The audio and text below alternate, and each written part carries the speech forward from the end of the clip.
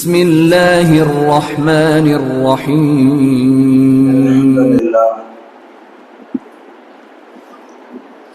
إن الحمد لله نحمده ونستعينه ونستغفره ونعوذ بالله من شرور أنفسنا ومن سيئات أعمالنا. من يهده الله فلا مضل له ومن يضلل فلا هادي له. أشهد أن لا إله إلا الله وحده لا شريك له وأشهد أن محمدا عبده ورسوله. أعوذ بالله من الشيطان الرجيم. بسم الله الرحمن الرحيم. يا أيها الذين آمنوا اتقوا الله حق تقاته ولا تموتن إلا وأنتم مسلمون. فقال أيضا يا أيها الناس اتقوا ربكم الذي خلقكم من نفس واحدة وخلق منها زوجها وبث منهما رجالا كثيرا ونساء واتقوا الله الذي تساءلون به والأرحام إن الله كان عليكم رقيبا. فقالوا لا تنفروا في الحر قل نار جهنم أشد حرا لو كانوا يفقهون. أما بعد فإن خير حديث كتاب الله وخير هدي محمد صلى الله عليه وسلم وشر الأمور محدثاتها وكل محدثة بدعة وكل بدعة ضلالة وكل ضلالة في النار. أخرجه أبو داود والنسائي وابن ماجه. இறைவனின் சாந்தியும் சமாதானமும் நாம் உயிரைவிட மேலாக அன்பு வைத்திருக்கிற அல்லாஹ்வுடைய தூதர் நபிகள் நாயகம் ஸல்லல்லாஹு அலைஹி வஸல்லம் அவர்கள் மீதும் அவரது வாழ்க்கை வழிமுறைகளை அப்படியே ஏற்று பின்பற்றி வாழ்ந்த உத்தம சத்திய சஹாபாக்கள், தாபீன்கள், தபோ தாபீன்கள், இமாம்கள், நம்மவர்கள் அனைவர் மீதும் என்றென்று கிடக்குமா. அல்லாஹ்வுடைய மார்க்கத்தை அதன் தூய வழிகளை அறிந்து கொள்ள வேண்டும் என்பதற்காக வேண்டி அவரது இறை இல்லத்திலே விரைவாக வந்திருக்கிறோம். அல்ஹம்துலில்லாஹ். நமது எண்ணங்களையும் செயல்பாடுகளையும் அல்லாஹ் ஏற்று நிரப்பமான நற்கூலியை மறுமை நாளில் அள்ளித் தருவாராக. அன்புக்கும் பாசத்துக்கும் உரிய சகோதர சகோதரிகளே, நாம் இருந்து கொண்டிருக்கிற இன்றைய காலம் என்பது வெப்பத்தின் காலமாக இருந்து கொண்டிருக்கிறது. கடுமையான வெப்பத்திலே நாம் ஒவ்வொரு நாளும் நகர்ந்து கொண்டிருக்கிறோம். நம்மில் பல நபர்கள் வீட்டிலிருந்து வெளியே புறப்படுகிற பொழுது கடுமையான வெயிலாக இருக்கிறது. எனவே அந்த வெயிலில் எப்படி சென்று வர முடியும்? இந்த வெயில் இப்படி கடுமையாக இருந்தால் இனி வரக்கூடிய காலங்களில் இதைவிட மோசமான வெப்பமாக இருக்கும் என்று நம்மில் ஒவ்வொருவரும் இப்பொழுது நாம் பேசி வருகிறோம். பல நபர்கள் இரவிலே உறக்கம் இல்லாமல் வெப்பத்தினுடைய அந்த தாக்கம் அதிகமாக இருக்கிற காரணத்தினால் உறக்கம் இல்லாமல் ஒன்றுக்கும் இரண்டுக்கும் மேற்பட்ட மின் விசிறிகளை வைத்து நாம் உறங்குகின்ற ஒரு சூழல். பல நபர்கள் ஏசி வாங்க வேண்டும், இப்பொழுதே நம்மால் தாங்க முடியவில்லையே, நிம்மதியான உறக்கம் இல்லையே என்று சொல்லி அதை வாங்குவதில் முனைப்பு காட்டி வருவதை நம்மால் பார்க்க முடிகிறது. தொலைக்காட்சி பட்டியலே உலகம் சார்ந்த விஷயங்களை நாம் பார்வையிடுகிற பொழுது அதில் விளம்பரமாக வருவதும் நாம் பார்க்கிற பொழுது ஏசி சம்பந்தமான விளம்பரங்கள் அதிகமாக வருவதையும் பார்க்க முடிகிறது.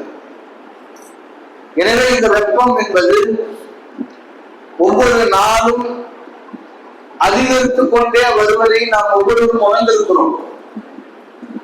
சில இடங்களில் ஜும்மாவை கொஞ்சம் சீக்கிரமாகவே முடித்துக் கொள்ளுங்கள், ஏன்னா ஸ்கூலுனால மக்களால் உட்கார முடியல என்று சொல்கின்ற நிலைமையும் நம்மால் பார்க்க முடிகிறது. இது போன்ற சூழலில் ஒரு மூமியை பொறுத்த வரைக்கும், ஒரு இறை விசுவாசியை பொறுத்த வரைக்கும், இது போன்ற சூழலில் இறைவனை நினைத்து பார்க்க வேண்டும். இந்த வெப்பத்தை நாம் உணர்கிற பொழுது இதைவிட கடுமையான வெப்பத்தை அனுபவிக்கின்ற ஒரு நேரம் வருமே, அந்த நேரத்தில் நம்மை நாம் எப்படி தற்காத்துக் கொள்ள வேண்டும் என்கிற சிந்தனை ஒவ்வொரு முஸ்லிம்களுக்கு மத்தியிலும் தென்பட வேண்டும். நபிகள் நாயகம் ஸல்லல்லாஹு அலைஹி வஸல்லம் அவர்கள் ஹிஜ்ரி 9ஆம் ஆண்டு தபூக் என்கிற இடத்திலே ஒரு போரை பெருமானார் ஸல்லல்லாஹு அலைஹி வஸல்லம் அவர்கள் சஹாபாக்களுக்கு மத்தியிலே அறிவிப்பு செய்கிறார். கிட்டத்தட்ட மதீனாவிலிருந்து 700 கிலோமீட்டர் தொலைவில் உள்ள ஒரு இடம்தான் தபூக்.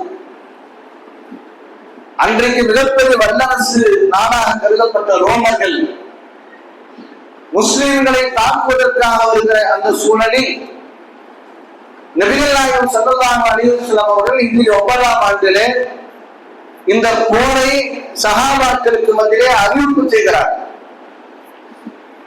அது எப்படிப்பட்ட சூழல் என்று சொன்னால் கடுமையான வெப்பம். இங்கேயே இப்படி வெயில் இருக்கும் போது அந்த பாலைவனத்துடைய வெயிலை சற்று நினைத்து பாருங்கள். அதுவும் பெருமானார் ஸல்லல்லாஹு காலத்திலே எப்படிப்பட்ட சூழல். எனவே அந்த போர்க்களத்துக்கு செல்ல வேண்டும் என்கிற அறிவிப்பை பெருமானார் செய்த பிறகு சில நபர்கள், சில முனாஃபிக்கீன்கள் அந்த போர்க்களத்தை வராமல் பின்தங்கினார். அதற்கு அவர்கள் சொல்கின்ற காரணம் என்னன்னு கேட்டானா, தபூக்கு 700 கிலோமீட்டர் தொலைவில் இருக்கிறது. இந்த வேளாவையில், இந்த வெப்பத்தில் எப்படி நம்மளால் செல்ல முடியும் என்று இந்த போருக்கு வராமல் பின்தங்கினார்கள். உடனே அல்லாஹ் தஆலா திருமறை குர்ஆனுடைய வசனத்தை இறக்குகிறார். வகாலு லா தன்ஃபிரு பில் ஹர்ரி, இந்த சூட்டில நீங்க எல்லாம் போக வேண்டாம் போர்க்களத்துக்கு என்று அந்த முனாஃபிக்குகள் சொல்கிறார்கள்.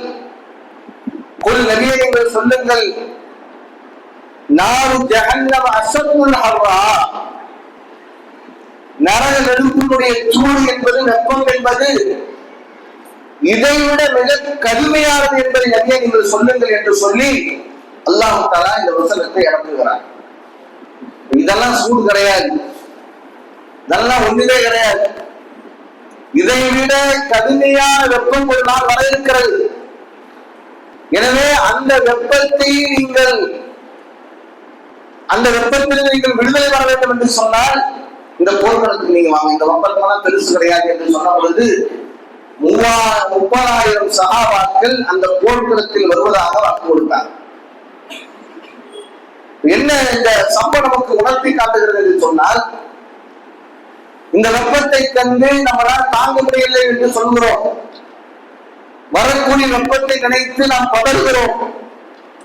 ஆனால் இதைவிட கடுமையான ஒரு வெப்பம் அவர் இருக்கிறது. அந்த வெப்பத்திலிருந்து நம்மை தற்காத்துக் கொள்ள வேண்டும் என்று சொன்னால் நாம் இந்த உலகத்திலேயே அதற்குண்டான தயாரிப்புகளில் நாம் ஈடுபட வேண்டும். எந்த அளவுக்கு கேட்டாலும் இந்த வெப்பத்துக்கு சூடு தாங்க முடியலையே, இந்த வெப்பத்துடைய சூட்டுடைய 700 மடங்கு அல்லாஹ் வச்சிருக்கிறான். எங்க? மறுமை நாள். நபிகள் நாயகம் ஸல்லல்லாஹு அலைஹி வஸல்லம் அவர்கள் சொல்கிறார்கள், இஸ்தகன்னாஹு இலா ரப்பிஹா, நரக நெருப்பு அல்லாஹ்விடத்திலே முறையிடுகிறது. வகாலத், அது சொல்லுகிறதாம், யா ரப்பி, நரக நெருப்பு பேசு. நரகத்துடைய நெருப்பு பேசுகிறது. அது பேசுது நம்ம நம்பணும். ஈமானோட ஒரு விஷயம். அது என்ன சொல்லுது அந்த நரக நெருப்பு அப்படின்னா, அக்கல பாலி பாலா, எங்களில் சிலதை திண்டு விடுகிறது. அந்த அளவுக்கு கடுமையான வெப்பம்.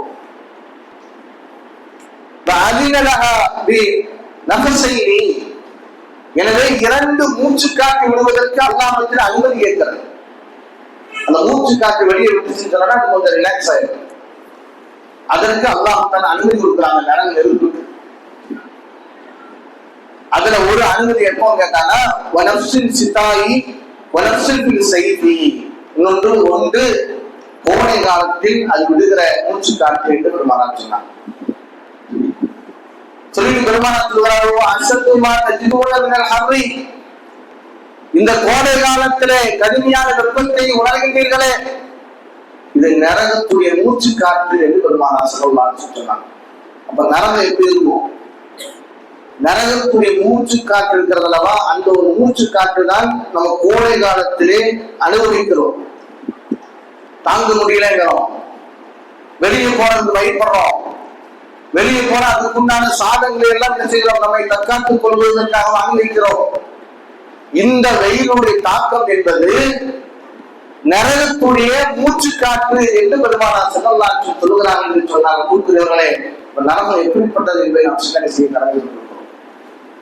நரகம் உண்டு என்று நம்புகிற நாம் அந்த நரகத்துடைய மூச்சு காற்றே நம்மளால் தாங்க முடியவில்லை என்று சொன்னால் நரகத்துடைய வேதனை நினைத்து பாருங்கள் சகோதரர்கள். உமர் இப்னு அப்துல் அசீஸ் 5வது கலீஃபாவாக சொல்லப்பட்ட உமர் இப்னு அப்துல் அசீஸ் ரஹிமஹுல்லாஹ் அவர்கள் கோடை காலத்திலே வெளியே வருகிற பொழுது சில மக்களை பார்க்கிறார். அவங்க எல்லாம் வெயில்ல படாம ஒரு நிழல்ல நின்று இருக்கிறாங்க. இதை பார்த்த உடனே உமர் இப்னு அப்துல் அசீஸ் அழ ஆரம்பிச்சிட்டாங்க. இப்ப கேட்கப்பட்டுச்சீங்க, அதுக்கு நீங்க அவனை பார்த்துட்டீங்கன்னா அந்த உமர் இப்னு அப்துல் அசீஸ் சொன்னார், இந்த வெப்பத்தை தாங்க முடியாமல் இந்த வெப்பத்திலிருந்து தற்காத்துக் கொள்வதற்காக வேண்டி மக்கள் எல்லாம் நிழலில் நின்று கொண்டிருக்கிறார்கள் என்று சொன்னால் மறுமையுடைய நிலைமை யோசித்து பார்ப்போம். அந்த நாளில் நிழலே இல்லாத அந்த நாளில் மனிதனுடைய நிலைமை யோசித்து நான் அழுகிறேன் என்று சொன்னார்கள் உமர் இப்னு அப்துல் அசீஸ் ரஹ்மஹுல்லாஹ். இந்த சிந்தனை தான் நமக்கு வரணுங்கிறது. இந்த சூட்டை பார்த்த உடனே, வெப்பத்தை பார்த்த உடனே நைட்டெல்லாம் தூங்க முடியாம தவிக்கிற சமயத்துல நரகத்தை நினைத்து பார்க்க வேண்டும். இன்னைக்கு வேலை மாற்றோம், ஏசியை மாற்றோம், வெப்பத்திற்காக வேண்டி தண்ணீர் குடிக்கிறோம், குளிர்பானங்களை குடிக்கிறோம், நிலையிலே ஒதுங்குகிறோம், எல்லாம் செய்யறோம். ஆனால் அந்த மறுமை நாளை யோசித்து பார்க்க சொல்றோம். அப்ப அந்த மறுமை நாளில் இந்த வெப்பம் நம்மை தாக்கக்கூடாது என்று சொன்னால் இந்த உலகத்திலே நரகத்தை விட்டு நம்மை தற்காத்துக் கொள்ள வேண்டும். அதுதான் உண்மையான வெற்றி என்பது. பாருங்கள், அல்லாஹ்வுடைய ஸல்லல்லாஹு அலைஹி வஸல்லம் சொல்கிறார்கள், நாருக்கும் ஜுஸ்ஆமின் 70 ஜுஸ்ஆமின் நாரி ஜஹன்னம். நரகத்துடைய அந்த சூடு, நரகத்துடைய அந்த நெருப்பு என்பது 70 மடங்கில் ஒரு பகுதியைத்தான் நீங்கள் பயன்படுத்துகிறீர்கள் அப்படிங்கிறாங்க. நீங்க சாப்பிடுறதுக்கும் இன்னொரு விஷயங்களுக்காக பயன்படுத்துகிற இந்த நரக நெருப்பு, இந்த நெருப்பு இருக்கிறதல்லவா, இது நரக நெருப்பனுடைய ஒரு பகுதிங்கிறாங்க ரசூலுல்லாஹ். 70 மடங்கில் 1. அப்ப உடனே சஹாபாக்கள் கேட்கிறாங்க, யா ரசூலுல்லாஹ், இக்காலத்துல காஃபியா, அல்லாஹ்வின் தூதரே, இந்த ஒரு பங்கே ஒரு மனுஷனை போக்கிருமே, பொசுக்கிருமே, ஒன்றுமில்லாமல் ஆக்கிருமே, சாதாரண நம்ம பயன்படுத்துகிற நெருப்பை நம்ம பொசுக்கின்னு சொன்னா அவ்வளவு வேலை கொடுக்கும் என்று சொன்னால் இதுவே போதுமானது என்று சொல்லப்படுது. பெருமானார் சொல்றார்கள், இதை விட 69 மடங்கு நரக நெருப்பு இருக்கும் என்று பெருமானார் ஸல்லல்லாஹு அலைஹி வஸல்லம் சொன்னாங்க. இது என்ன கற்பனையா? கதையா கப்சாவா இருக்கிறதே பெருமான சொன்னாங்க. அதை நம்பணும், அப்பதான் நம்ம முஸ்லிம். அப்ப இந்த நெருப்பை நம்மளால் தாங்க முடியவில்லை என்று சொன்னால் அந்த 70 மடங்கு உண்டான நெருப்புடைய தாக்கம் எந்த அளவுக்கு இருக்கும் என்பதை புரிந்து கொள்ளுங்கள் சகோதரர்களே. பாருங்கள், அல்லாஹ்வுடைய தூதர் ஸல்லல்லாஹு அலைஹி வஸல்லம் அவர்கள் இந்த நரக நெருப்பை குறித்து தன்னுடைய சமுதாயத்திற்கு எச்சரிக்கை செய்து கொண்டே இருந்தார்கள். எந்த அளவுக்கு கண்டாலும் பெருமானார் ஸல்லல்லாஹு அலைஹி வஸல்லம் பள்ளிவாசல் உட்கார்ந்து சொன்னாங்க, அந்தர்த்துக்கும் முன்னார், அந்தர்த்துக்கும் முன்னார், அந்தர்த்துக்கும் முன்னார், பயங்கரமா சொல்றாங்க ரசூலுல்லாஹ், சத்தமாக சொல்கிறார்கள்,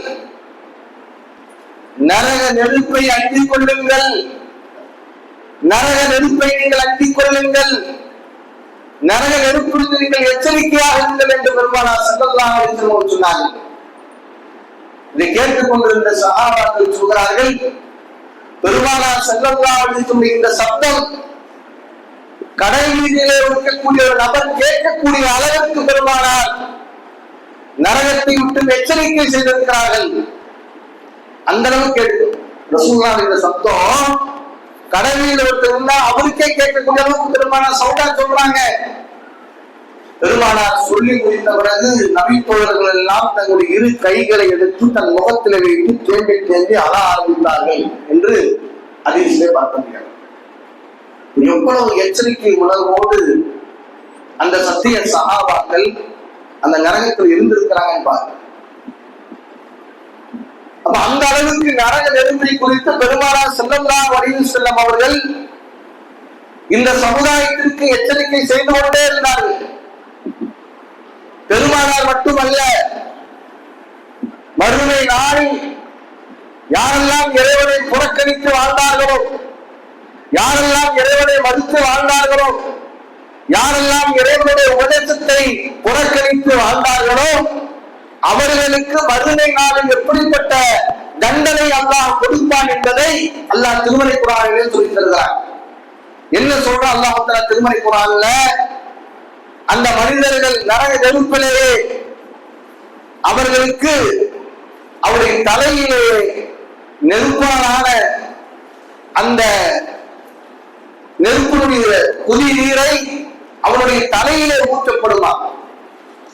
அது மட்டுமல்ல, அவனுக்கு நெருப்பாலான ஆடையை அல்லாஹ் தஆலா அவனுக்கு அணிவிப்பார். யோசிச்சு பாருங்க, கடுமையான வெயில். இந்த சமயத்துல என்ன செய்யறோம்? எங்கேயாவது குளிக்கிறதுக்கு இடம் இருக்கா? நல்ல ஜாலியா போய் குடும்பத்தோட இந்த வெயில் காலத்துல தன்னை உடம்ப தடுப்பாக்கணும், தன்னுடைய உடம்ப குளிராக்கணுங்கிறதுக்காக வேண்டி எங்கெல்லாம் தண்ணி வந்து பார்த்து சுற்றுலாக்க போய் அந்த பச்சை தண்ணியில குளிக்கும் போது ஒரு ஆகத்தும், ஒரு சந்தோஷம், ஒரு மகிழ்ச்சி. ஆனா மறுபடி நாள்ல சுடு தண்ணியே அல்லாஹ் தஆலா தலையில ஊத்துறான். யாருக்கு? யாரெல்லாம் இந்த உபதேசத்தை புறக்கணித்து வாழ்ந்தார்களோ, யாரெல்லாம் மறுமை நம்ப மறுத்தார்களோ அவருடைய தலையில அல்லாஹ் தஆலா சுடு தண்ணி எடுத்து ஊத்துறான். அதே அது மட்டுமல்ல, நெருப்பாலான ஆடை அவனுக்கு அணிவிக்கப்படுகிறது. யோசிச்சு பாருங்க, எந்த அளவுக்கு வேதனை செய்யப்படுகிறான் பாருங்க. அவனுக்கு குடிநீர், எப்படிப்பட்ட குடிநீர் தெரியுமா? சூடான ஒரு குடிநீர் அவனுக்கு வழங்கப்படும். அது குடிச்ச உடனே அவனுடைய குடல்கள் எல்லாம் துண்டு உண்டாக வெட்டப்படும் என்று பெருமானார் ஸல்லல்லாஹு அலைஹி வஸல்லம் அல்லாஹ் தஆலா தெரிவிக்கிறான்னு சொல்றான். யோசிச்சு பாருங்க, இன்னைக்கு வெயில்ல கொஞ்ச நேரம் தண்ணி 2-3 நேரம் வச்சிருக்காங்க பள்ளிவாசல் குடியில. ஜும்மா முடிச்சு போனோம்னா ஒரு லைனே நிற்கும். அவ்வளவு தண்ணி தான் இந்த வெயில் காலத்துல நீரெல்லாம் இறங்குகிறது. அல்லாஹ் தஆலா அந்த நாள்ல இந்த நரகவாசிகளுக்கு கொதிக்கின்ற நீரை அல்லாஹ் தஆலா வாயில ஊத்துறான்னு சொன்னானா யோசித்து பாருங்க சகோதரர், இந்த நிலை நமக்கு வரலாமா? இந்த நிலை வரக்கூடாதுன்னு சொன்னாலா குர்ஆன் சுன்னாவின் அடிப்படையில் நம்முடைய வாழ்க்கையை அமைத்துக் கொள்ள வேண்டும்.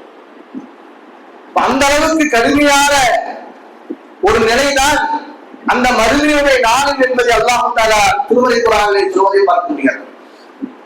அன்புக்குரியவர்களே, இந்த வெப்பத்தினால நம்மால் தாங்க முடியலன்னு சொன்னானா மறுமை நாளில்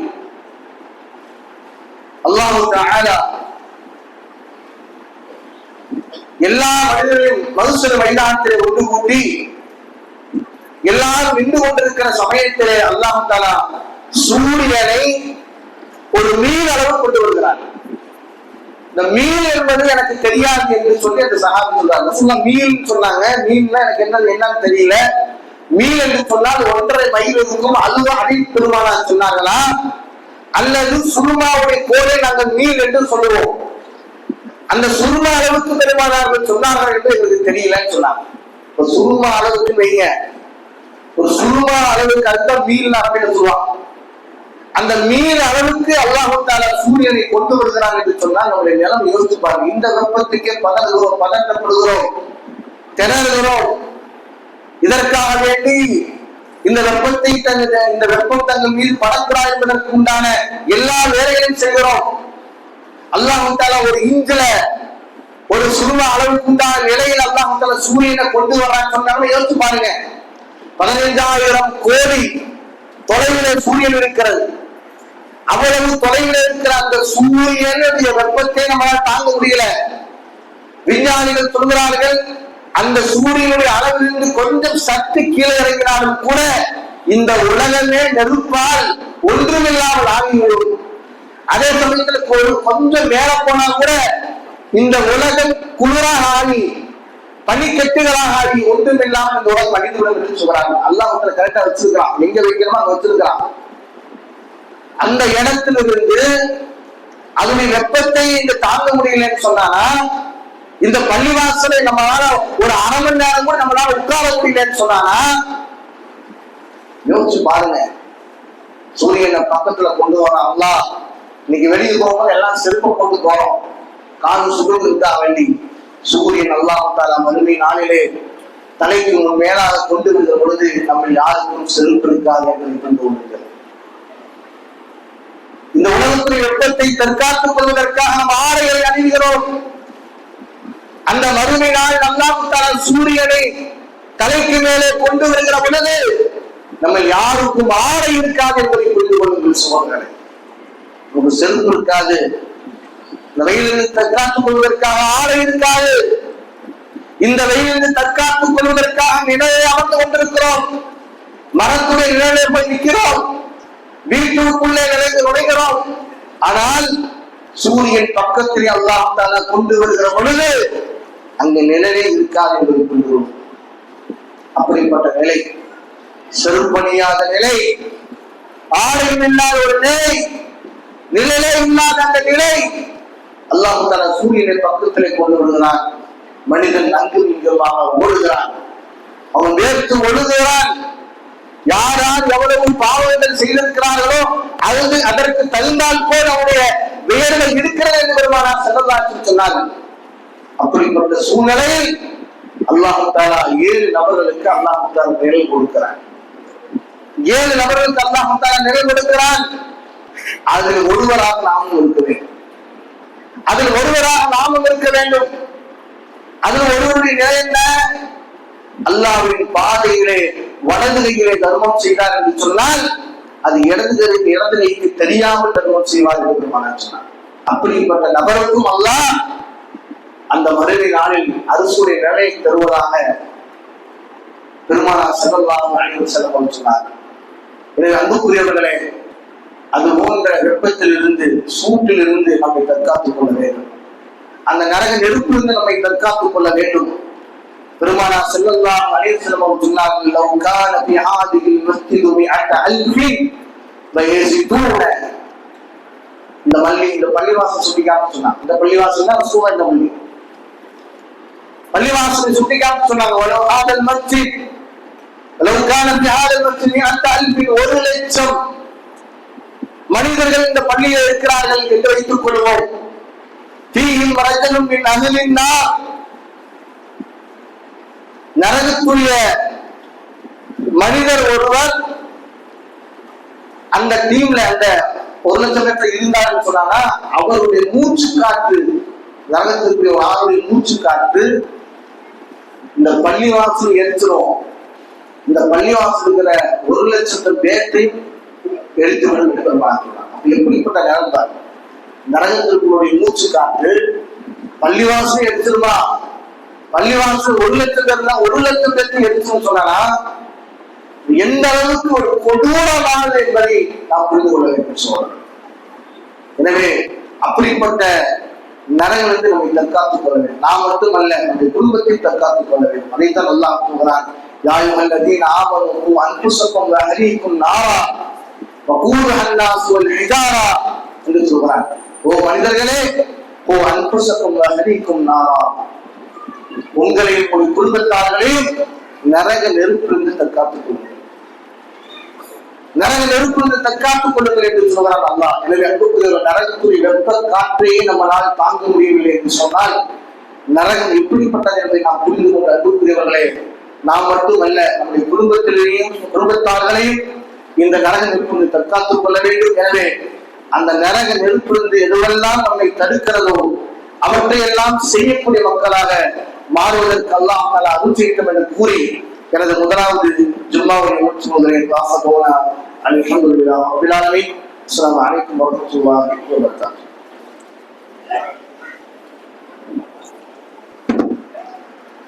அல்ஹம்துலில்லாஹ் அல்ஹம்துலில்லாஹி வஸ்ஸலாத்து வஸ்ஸலாமு அலா முஹம்மதின் வ ஆலிஹி வ அஸ்ஹாபிஹி அஜ்மஈன். பெரும்புக்கும் பாசத்துக்கும் உரிய சகோதரர்களே, இன்றைய ஜும்மாவுடைய வசூலாக மறைந்து போன ஒரு இளம் மார்க்க அறிஞருக்காக இருக்கப்படுகிறது.